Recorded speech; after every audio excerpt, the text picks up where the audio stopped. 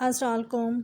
आजकल जो है वो कैरियों का सीज़न है, तो रोज़ के दस्तरख़्वान में आपके साथ शेयर करेंगे मज़ेदार रेसिपीज़।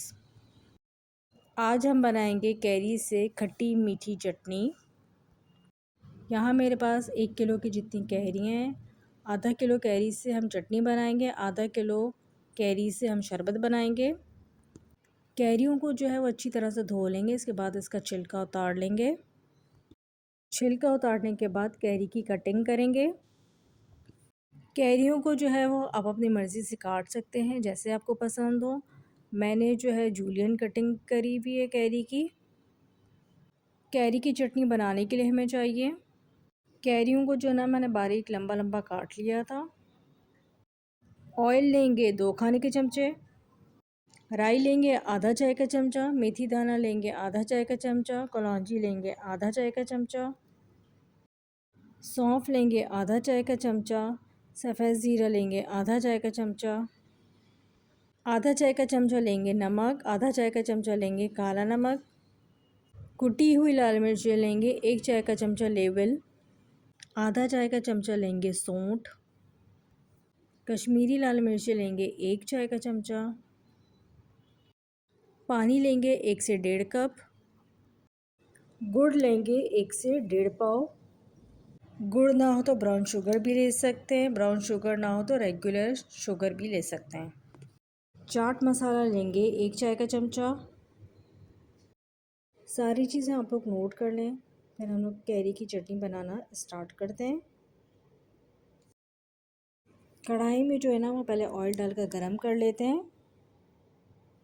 ऑयल जो है वो जब गरम हो जाएगा तो इसके अंदर ज़ीरा शामिल करेंगे। तेल जो है वो गरम हो गया है, अब इसके अंदर जो है वो मैं ज़ीरा शामिल कर देती हूँ। ज़ीरे को जो है ना वो थोड़ा सा भून लेंगे तेल में, जब तक जो है वो उसमें खुशबू ना आने लगे तब तक जो है वो उसको भूनेंगे। फिर इसके बाद इसमें दूसरी चीज़ें शामिल करेंगे। ज़ीरा जो है वो भुन गया है, अब इसके अंदर जो है कलौंजी, मेथी दाना, राई और सौंफ डाल के थोड़ा सा भून लेंगे। 5 मिनट तक जो है वो मसाले को भूनते हैं। 5 मिनट हो चुके हैं मसाले को भूनते वक्त। अब इसके अंदर हम कैरियाँ शामिल करते हैं जो हमने काट के रखी हुई थी। सारी जो कैरियाँ हैं वो इसके अंदर शामिल कर देंगे। कैरियों को जो है ना वो 5 मिनट तक अच्छी तरह से मिक्स करते हैं। मिक्स करने के बाद इसके अंदर बाकी के स्पाइसेस शामिल करेंगे। कैरियाँ जो है ना वो बहुत अच्छी तरह से मिक्स हो गई हैं। अब इसके अंदर हम शामिल करेंगे कश्मीरी लाल मिर्चें, इससे जो है ना कलर बहुत अच्छा आता है, और साथ ही कुटी हुई मिर्ची शामिल कर देंगे। चाट मसाला शामिल करेंगे, चाट मसाला आप किसी भी ब्रांड का ले सकते हैं। सारी चीज़ें शामिल करने के बाद अच्छी तरह से इसको मिक्स करेंगे। कैरी की चटनी को अब बना के फ्रिज में रख लें और रोज़ खाने के साथ आप इसको खाएं, बहुत मज़े की लगती है। मसाला अच्छी तरह से मिक्स हो गया है, अब इसके अंदर नमक और काला नमक शामिल कर देंगे। अब इसमें 1 से 1.5 कप के जितना जो है ना वो पानी शामिल कर देंगे और चमचे से जो है ना वो अच्छी तरह से इसको मिक्स करेंगे।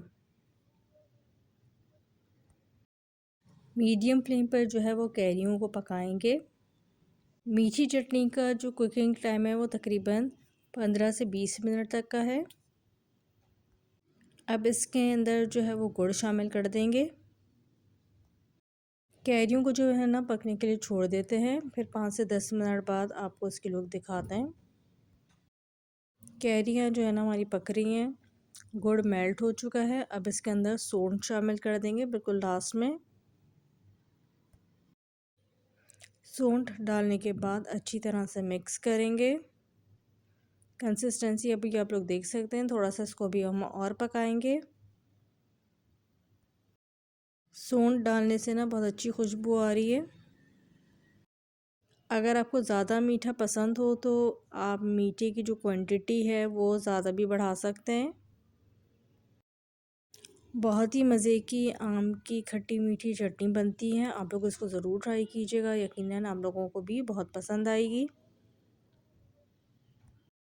कढ़ाई का जो है ना वो ढकना लगाकर अब इसको 5 से 10 मिनट तक के लिए पकने के लिए छोड़ दें।